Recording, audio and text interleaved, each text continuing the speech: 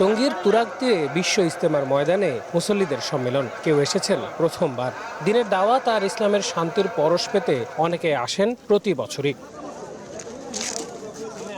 ১৬০ acre মাঠের বিশাল এই জমায়েতে সবারই আশা মহান আল্লাহ তাআলার নৈকট্য লাভ, বিশ্বের প্রতিটি কোনায় কোনায় পৌঁছে দেয়া মহান রবের শান্তির বাণী।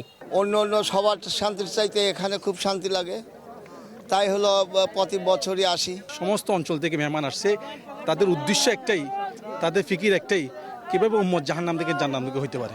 এক আল্লাহকে মানবো, কালিমার প্রতি আমল করবো, মোহাম্মত আল্লাহকে ভালোবাসবো।